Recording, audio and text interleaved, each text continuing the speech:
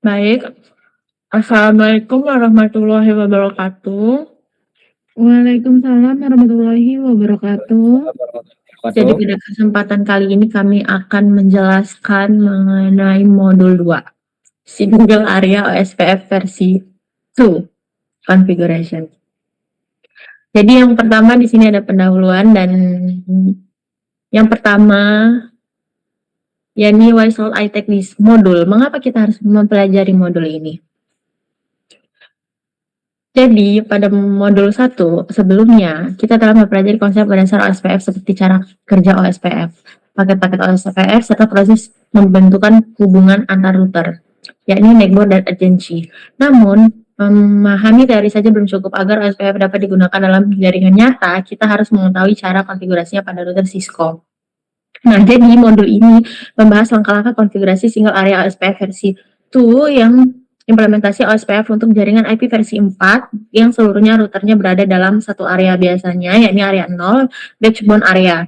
Setelah konfigurasi dilakukan, router dapat saling bertukar informasi, routing secara otomatis, dan memilih jalur terbaik tanpa perlu menambahkan route secara manual.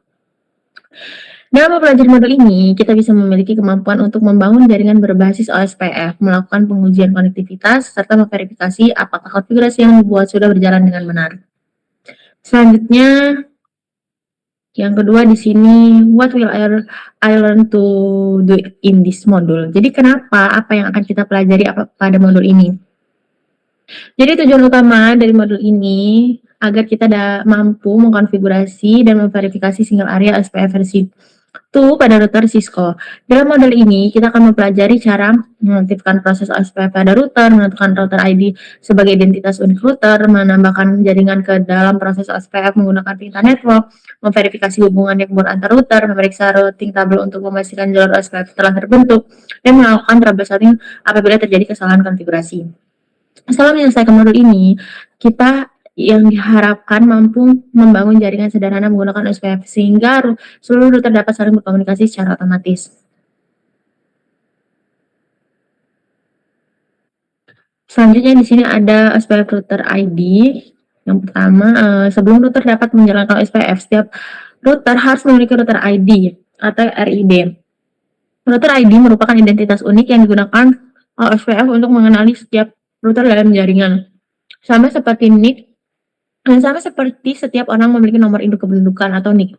Setiap router juga harus memiliki router ID agar dapat membedakan dari router lainnya.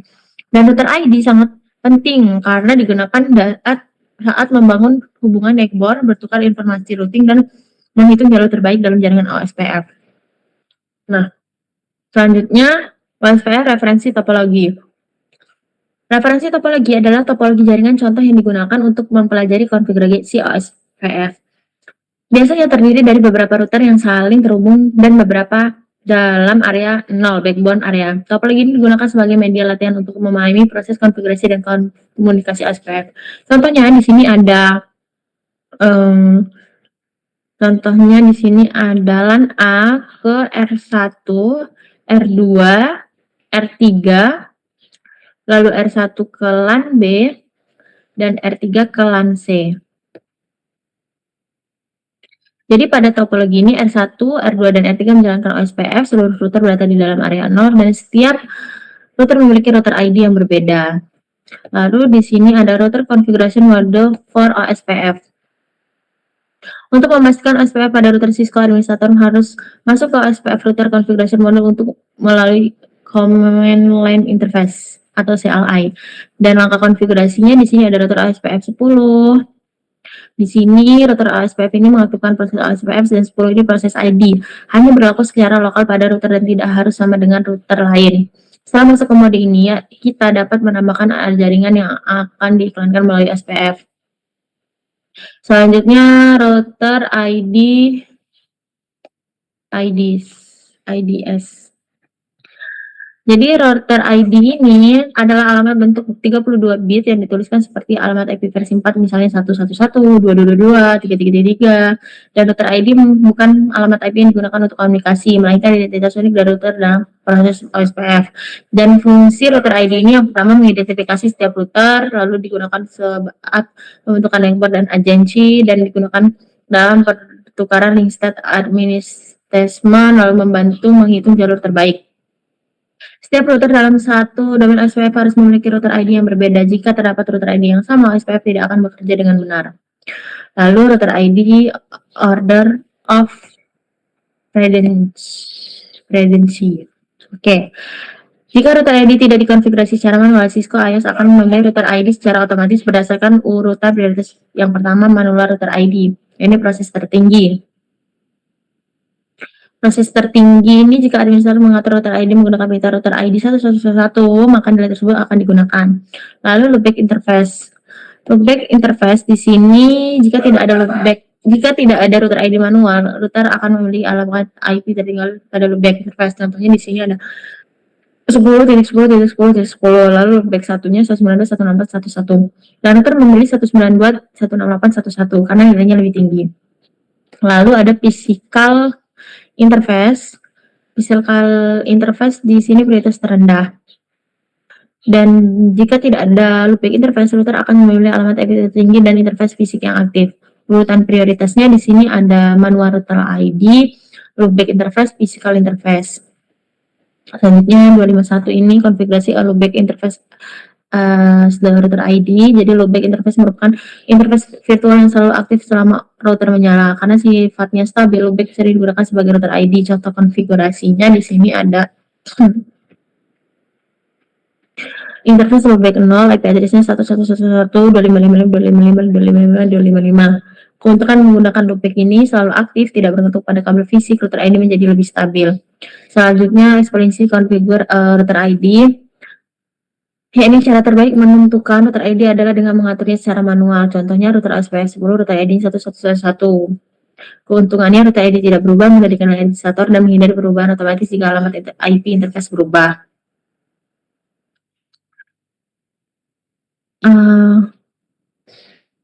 Lalu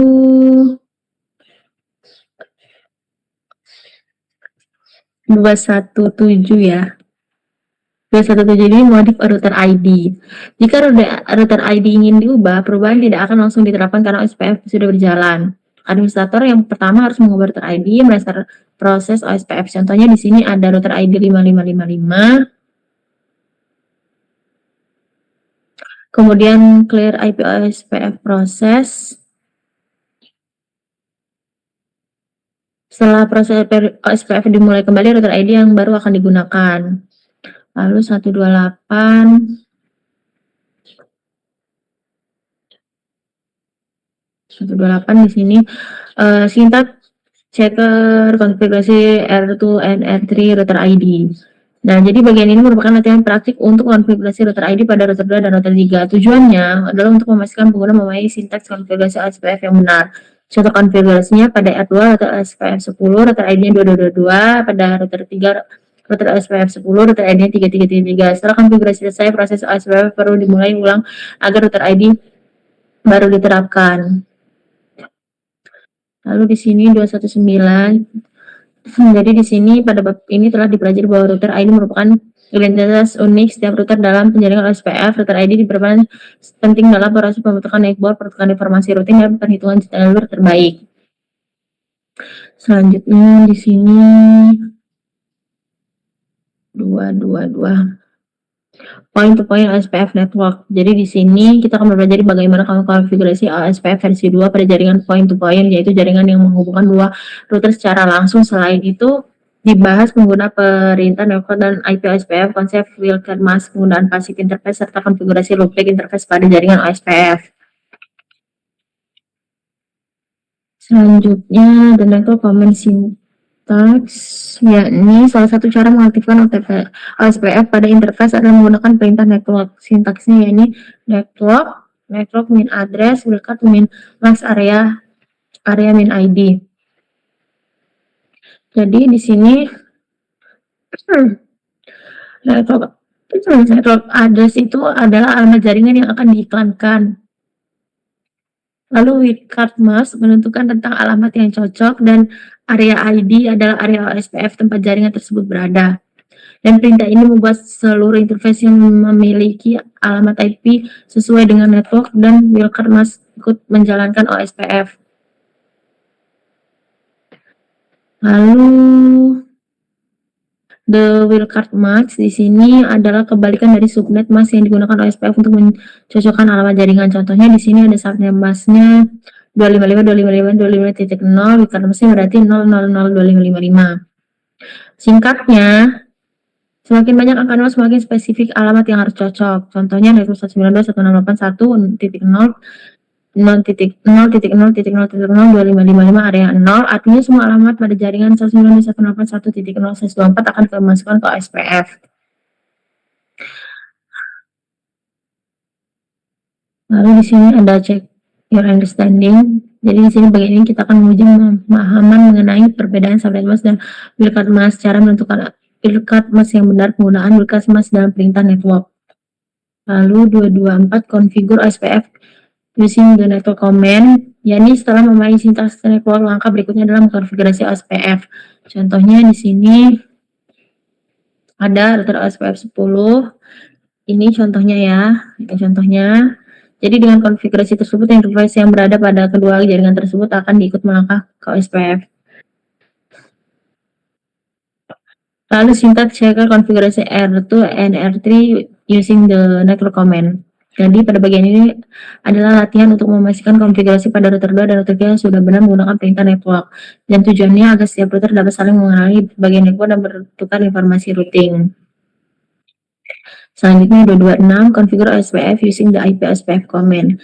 Jadi selain menggunakan perintah network, OSPF juga dapat diaktifkan secara langsung pada interface. Contohnya interface gigabit internet 0.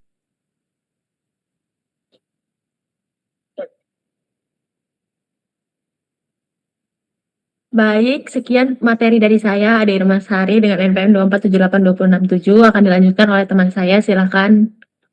Baik, saya Anissa Olivia dengan NPM 2478269. Di sini saya akan melanjutkan materi 2.2.6 yaitu configure OSPF using the IP OSPF command. Nah, pada subbab ini, selain menggunakan perintah network, OSPF juga dapat diaktifkan langsung pada interface. Perbandingannya, network command itu konfigurasi dari mode OSPF menggunakan wildcard mask cocok untuk banyak interface.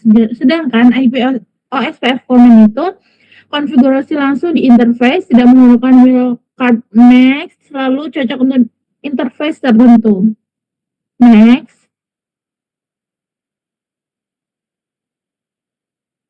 Selanjutnya yaitu syntax checker, configure R2 dan R3 using the IP OSPF command.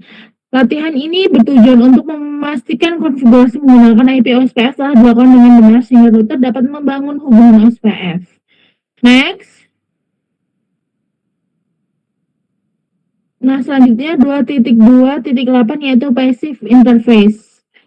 Nah, secara default, OSPF akan mengirim hello paket pada semua interface yang menjalankan OSPF. Namun, ada interface yang hanya terhubung ke jaringan LAN dan tidak memiliki router tetangga. Pada kondisi tersebut digunakan passive interface. Passive interface berfungsi untuk tetap mengiklankan jaringan ke OSPF, tidak mengirim hello paket, meningkatkan keamanan, mengurangi traffic yang tidak diperlukan. Next. Nah, di sini ada configure passive interface. Nah, di sini terdapat contoh konfigurasinya yaitu passive interface loopback kosong. Nah, jika ingin seluruh interface menjadi pasif, kita akan mengubahnya passive interface default. Kemudian mengaktifkan kembali interface tertentu yaitu no passive interface serial 0/0/0/0. Next.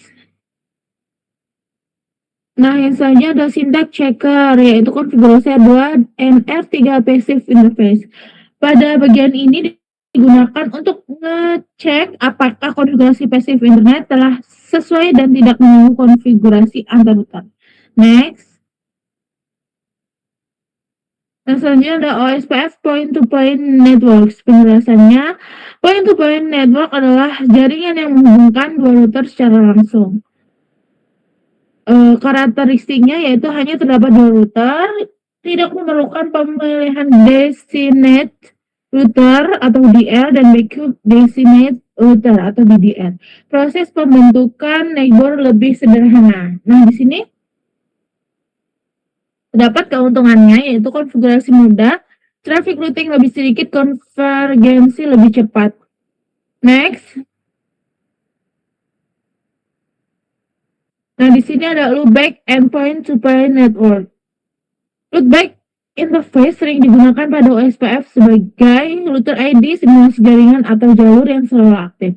Secara default, OSPF menganggap loopback sebagai jaringan host. Next.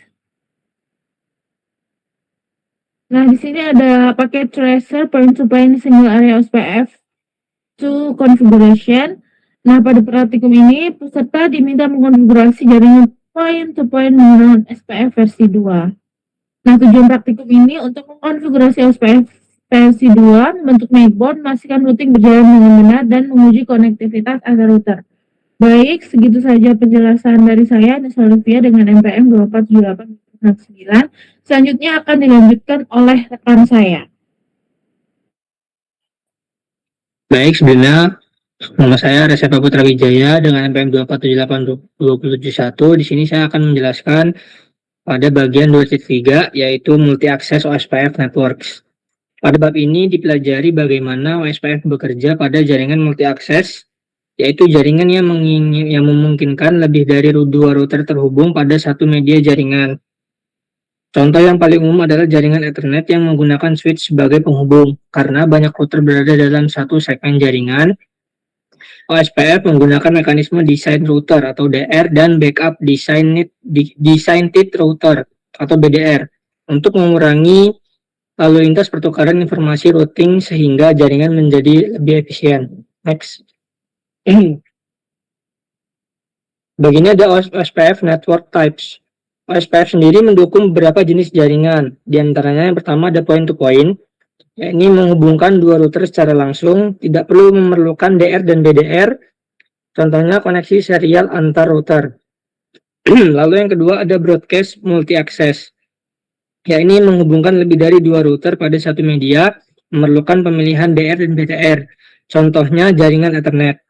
Lalu yang ketiga ada non-broadcast multi-access atau NBMA, menghubungkan beberapa router tetapi tidak mendukung broadcast. Contohnya frame relay. Lalu memerlukan konfigurasi neckboard secara manual. Next. Lalu untuk 2.3.2 ada OSPF designated router atau DR. Pada jaringan broadcast multi-access, jika semua router saling bertukar informasi secara langsung, jumlah komunikasi akan sangat banyak. Untuk mengatasinya, OSPF memilih desain router, yakni router utama yang menerima dan menyebarkan informasi routing, lalu backup designated router cadangan yang akan menggantikan DR jika terjadi kegagalan. Router lainnya disebut DR other. Next. Bagian 233 ini OSPF multi-access reference topology. Topologi referensi digunakan untuk memahami bagaimana DR dan BDR bekerja pada jaringan multi-access. Contohnya ada switch R1, R2, R3, dan R4. Karena seluruh router berada dalam satu jaringan Ethernet, OSPF akan memilih satu router sebagai DR, satu router sebagai BDR, dan router lainnya menjadi DR other. Next.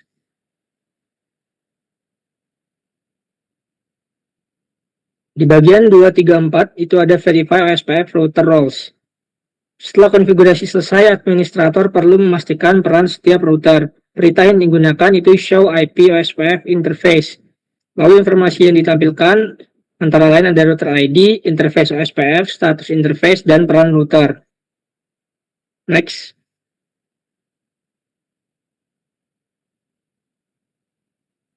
Di bagian 235, verify DR atau BDR adjacencies.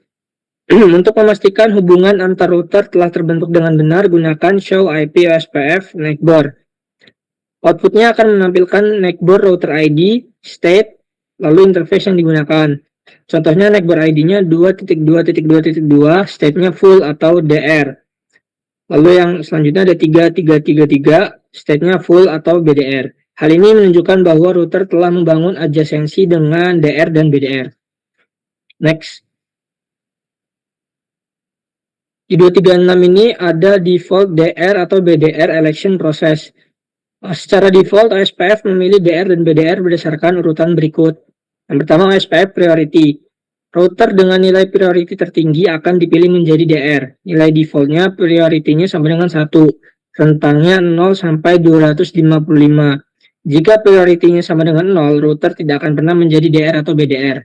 Lalu yang kedua ada router ID. Jika nilai priority sama, router dengan router ID terbesar akan dipilih menjadi DR. Contohnya, router 1, router 2, router 3. Untuk router 1 itu router ID-nya 1111, yang kedua itu 2222, dan yang ketiga adalah 3333.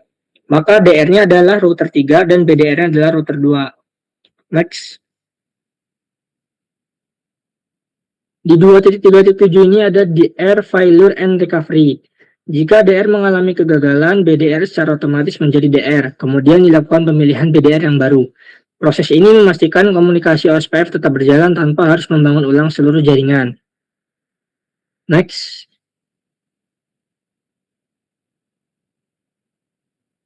Di bagian 2.3.8 itu ada the IP OSPF Priority Command. Administrasi dapat menentukan peluang sebuah router menjadi DR dengan mengatur nilai priority. Sintaksnya router config IF IP OSPF Priority 200. Contohnya, interface gigabit Ethernet 0/0, IP OSPF Priority 255.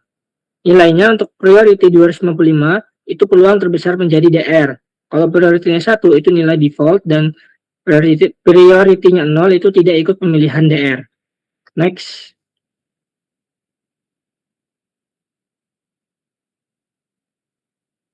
Di 239 itu ada configure OSPF priority. Contoh konfigurasinya itu interface G0/0 ataupun gigabit Ethernet 0/0, lalu IP OSPF priority 255. Setelah konfigurasi dilakukan, proses OSPF biasanya perlu di-reset agar pemilihan DR dilakukan kembali. Untuk verifikasinya itu show IP OSPF interface. Next.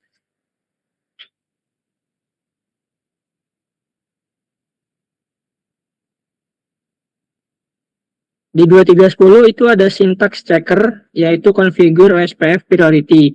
Bagian ini digunakan untuk memastikan konfigurasi priority sudah benar sehingga router yang diinginkan dapat terpilih sebagai DR. Next.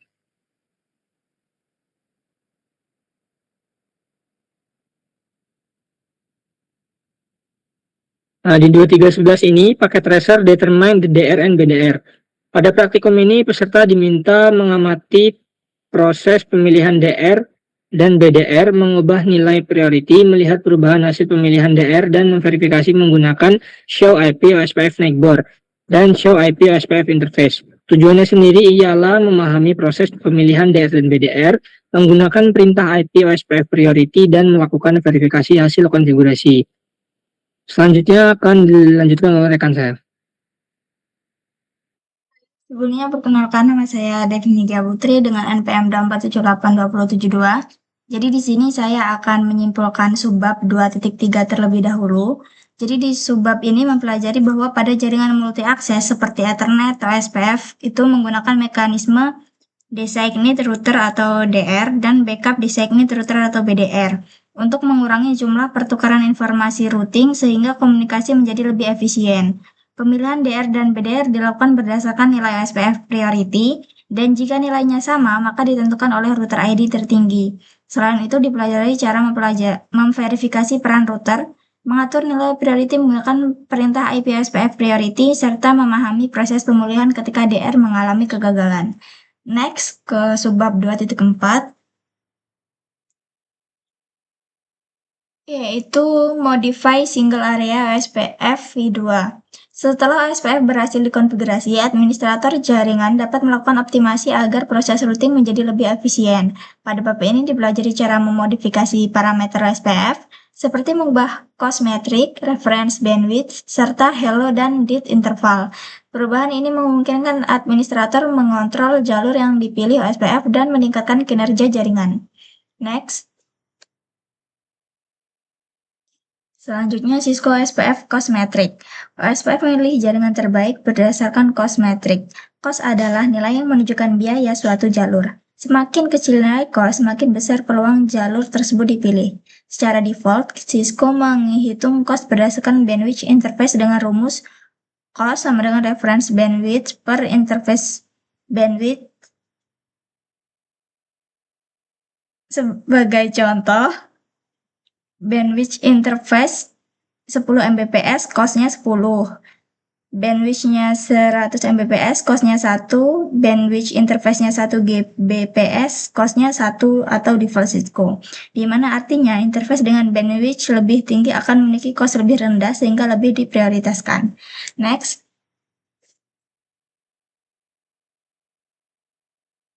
Selanjutnya ada adjust the reference bandwidth. Secara default, Cisco menggunakan reference bandwidth 100 Mbps. Pada jaringan modern yang memiliki interface 1 Gbps atau 10 Gbps, nilai ini kurang sesuai karena beberapa interface dapat memiliki cost yang sama. Administrator dapat mengubah reference bandwidth menggunakan perintah auto cost reference bandwidth 1000. Di mana 1000 itu berarti reference bandwidth menjadi 1000 Mbps atau 1 Gbps. Dengan demikian, SPF dapat membedakan cost antar interface berkecepatan tinggi. Next.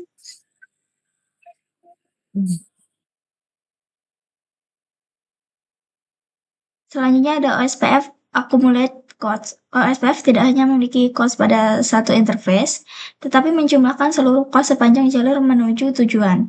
Contohnya dari R1 itu 10, R2 20, dan ke R3. Maka total cost dari R1 ke R3 adalah 10 tambah 20 sama dengan 30. Apabila terdapat jalur lain dengan total cost lebih kecil, maka jalur tersebut akan dipilih. Next. Selanjutnya ada manually set OSPF cost value. Administrator dapat menentukan nilai cost secara manual apabila ingin mengatur jalur yang digunakan OSPF.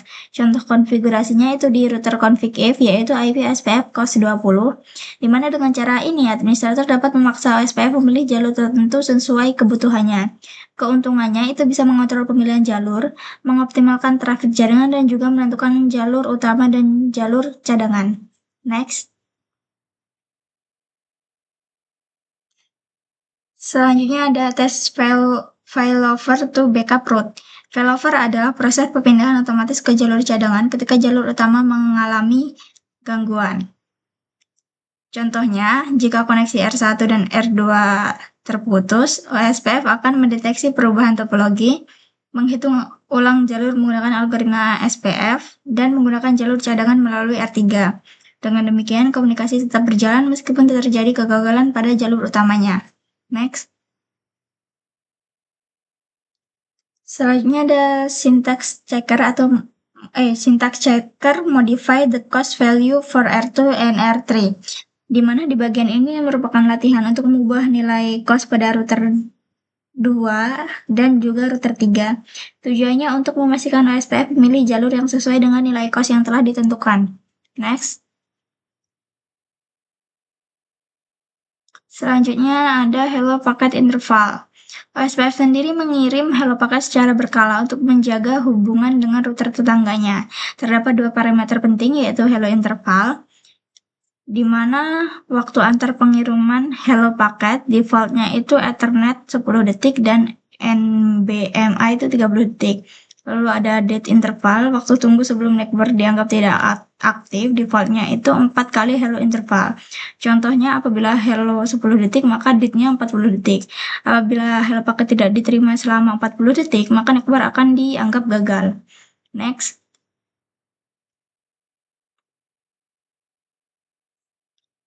Selanjutnya ada verify hello and date interval.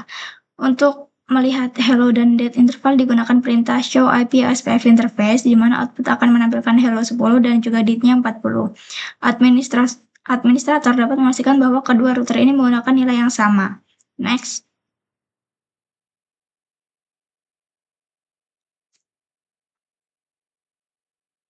Selanjutnya ada modify OSPF v2 interval. Nilai hello dan date interval itu dapat diubah sesuai kebutuhannya. Contohnya, di router config if, jalankan perintah IP OSPF hello interval 5 dan IP OSPF date interval 20. Agar hubungan network tetap terbentuk, kedua router harus menggunakan nilai hello dan date interval yang sama. Next.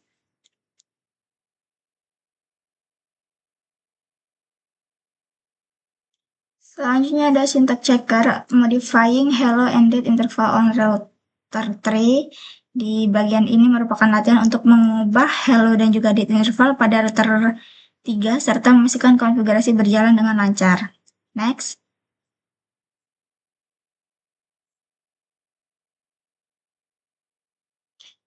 Selanjutnya ada modul paket tracer yaitu modify single area OSPF v2, di mana di paket tracer ini peserta itu diminta untuk mengubah nilai cost, mengubah reference bandwidth, mengubah hello dan date interval, menguji failover, dan memverifikasi hasil konfigurasi. Perintah yang digunakan sendiri itu ada OSPF IP show IP SPF interface, show IP SPF netboard, dan show IP route. Mungkin itu saja presentasi dari saya. Selanjutnya akan dilanjutkan oleh rekan saya. Oke, baik, bisa dilanjutkan. Sebelumnya perkenalkan saya Reka Priadi dengan MD 24829. Di sini saya akan melanjutkan kesimpulan dari bab 2.4 ini. Pada bab ini dipelajari bahwa administrator dapat memodifikasi konfigurasi OSPF v2 untuk meningkatkan performa jaringan. Optimasi dilakukan dengan mengatur cost metric, referensi bandwidth, serta hello dan date interval agar OSPF dapat memilih jalur yang paling sesuai dan mendeteksi gangguan jaringan dengan lebih cepat. Selain itu dilakukan pengujian failover untuk memastikan OSPF mampu berpindah secara otomatis ke jalur cadangan ketika jalur utama mengalami gangguan, sehingga komunikasi jaringan tetap berlangsung tanpa terputus. Next, 2.5 default route propagation. Bab ini pelajari bagaimana menyebarkan propagate sebuah default route ke seluruh router dalam jaringan OSPF. Default route digunakan ketika router tidak memiliki rute spesifik menuju jaringan tujuan. Daripada menyimpan semua informasi routing, router cukup mengirimkan paket ke gateway default yang biasanya mengarah ke internet atau jaringan luar. Dengan OSPF, default route dapat disebarkan secara otomatis sehingga seluruh router dalam area mengetahui kemana paket harus dikirim jika tujuan tidak terdapat dalam routing table. Next, 2.5 1. Propagate a default static route OSPF v2. Sebelum default route dapat disebarkan melalui OSPF, administrator harus membuat default static route terlebih dahulu. Contoh konfigurasi route konfigurasinya yaitu IP route 000000 serial 000. Nah, ini menunjukkan default route yaitu route yang digunakan jika tidak ada rute lain yang lebih spesifik. Dan serial adalah interface yang mengirim ke internet atau jaringan eksternal. Setelah default route dibuat, router perlu mengiklankannya ke router lain melalui SPF dengan perintah default information origin. Perintah ini membuat router OSPF mengirim informasi default route ke seluruh router dalam area. Nah, ini ilustrasinya. Pada contoh di atas, router 1 terhubung ke internet, router 1 memiliki default static route, router 1 menyebarkan default route ke router 2 dan router 3 melalui SPF, router 2 dan router 3 dapat mengirim traffic ke internet melalui router R1. Next, 2.5.2 verify the propagate default route. Setelah default route disebarkan, administrator perlu memastikan bahwa router lain telah menerimanya. Beberapa perintah yang dapat digunakan melihat routing table, show IP route. Jika berhasil akan muncul entry seperti 0 agar P2 000/0. Nah, DOL ini yaitu router berhasil dari OSPF dan bintang menandakan default route, dan E2 external type tipe 2 yaitu rute eksternal yang didistribusikan ke OSPF. Lihat database OSPF, so IP OSPF database, perintah ini digunakan untuk memastikan bahwa informasi default route telah masuk ke dalam link state database. Menguji konektivitas, administrator yang juga dapat melakukan ping atau tracer route untuk memastikan paket data mencapai jaringan luar melalui default route. 2.5.3 next, ke 25.3. Packet tracer propagate a default route in OSPF itu. Pada praktikum ini, peserta diminta untuk mengonfigurasi dan menguji penyebaran default route menggunakan OSPF. Langkah-langkah yang dilakukan: mengonfigurasi default static route pada router yang terhubung ke internet. Yang kedua, mengaktifkan penyebaran default route dengan perintah default information originate. Yang ketiga, memastikan router lain menerima default route. Yang keempat, memeriksa routing table menggunakan show IP route. Dan yang kelima, menguji konektivitas menggunakan ping atau tracer route. Nah, kesimpulan pada bab 2.5. Pada bab ini dipelajari bahwa default route propagation memungkinkan sebuah router yang terhubung ke jaringan luar atau internet membagikan default route kepada seluruh router dalam domain OSPF. Proses ini dimulai dengan membuat default static route, kemudian menyebarkan menggunakan perintah default information originate. Setelah itu, administrator perlu melakukan verifikasi melalui routing table database OSPF dan menguji konektivitas dengan mekanisme ini.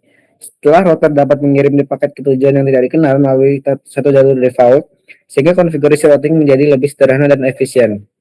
Next, 2.6, verify single area OSPF itu. Setelah konfigurasi single area OSPF itu selesai dilakukan, langkah berikutnya adalah verifikasi. Verifikasi bertujuan memastikan bahwa konfigurasi OSPF telah berjalan sesuai dengan yang diharapkan. Melalui proses verifikasi, administrator dapat memeriksa apakah yang pertama, router berhasil membentuk hubungan network. Yang kedua, informasi routing telah dipertukarkan dengan benar. Yang ketiga, parameter OSPF telah dikonfigurasi sesuai. Dan yang keempat, interface OSPF aktif dan bekerja dengan baik. Verifikasi sangat penting karena membantu menemukan kesalahan konfigurasi troubleshooting sebelum jaringan digunakan. Verify OSPF next ke 2.6.1. Verify OSPF next board. Langkah pertama adalah verifikasi adalah memastikan router telah menemukan nextboard. Perintah yang digunakan show IP OSPF nextboard. Perintah ini menambahkan informasi seperti nextboard ID, alamat IP nextboard, interface yang digunakan, status hubungan. Nah, ini contoh hasilnya ya. Jika status menunjukkan full, berarti proses membentukkan agensi telah berhasil. Next, 2.6.2. Verify OSPF protocol settings. Administrator juga perlu memeriksa konfigurasi protokol OSPF. Dan perintah yang digunakan show IP protokol. Informasi yang ditampilkan antara lain. Yang pertama ada proses ID, router ID, area OSPF, network yang diiklankan, passive interface, administrative distance. Perintah ini membantu memastikan bahwa seluruh konfigurasi OSPF telah sesuai dengan desain jaringan. Next, 2.3. Verify OSPF process information. Untuk melihat informasi proses OSPF secara lebih lengkap digunakan perintah show IP OSPF. Perintah ini menampilkan router ID, proses ID, referensi bandwidth, SPF statistik, jumlah nextboard, area yang aktif. Administrator dapat memastikan bahwa proses OSPF sedang berjalan dengan normal. Next, 2.4. Verify OSPF interface settings. Selain proses OSPF, interface juga perlu diperiksa. Perintahnya show IP OSPF interface. Informasi yang ditampilkan, yang pertama ada interface OSPF, area, cost, hello interval, dead interval, priority, DR dan BDR, network dan type. Perintah ini sangat berguna ketika terjadi masalah pembentukan network karena banyak parameter penting ditampilkan. Next, syntax checker verify single area OSPF itu. Bagian ini merupakan latihan untuk memastikan seluruh proses verifikasi dilakukan dengan benar. Proses diminta menggunakan berbagai peta show untuk memeriksa. Yang pertama ada network, routing, interface, proses OSPF. Tujuannya adalah memastikan konfigurasi OSPF telah berjalan tanpa kesalahan. Next, 2.6.6.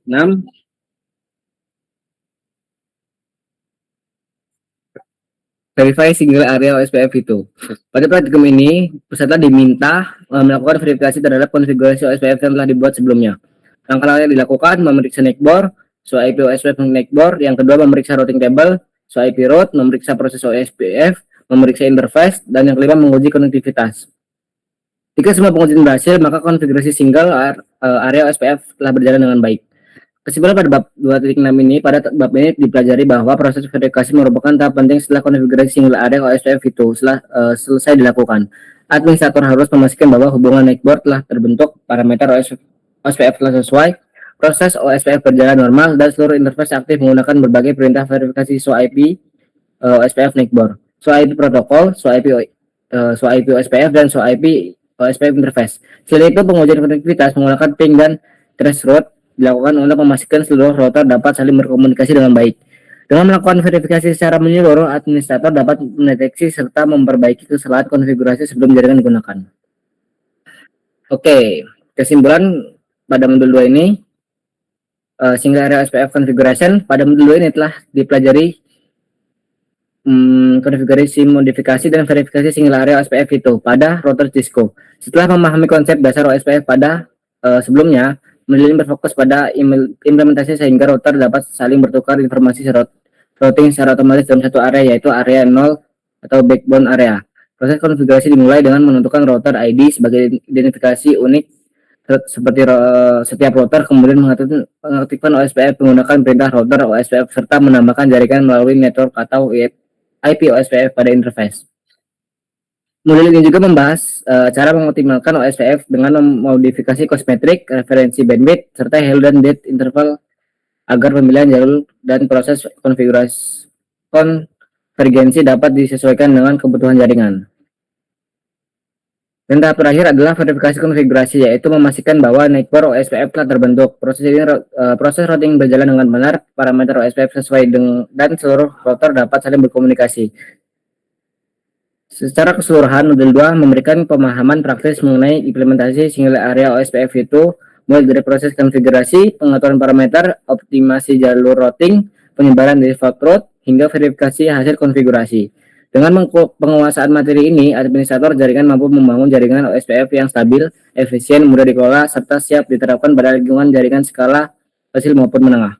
Oke, mungkin itu saja presentasi dari kelompok kami. Wassalamualaikum warahmatullahi wabarakatuh.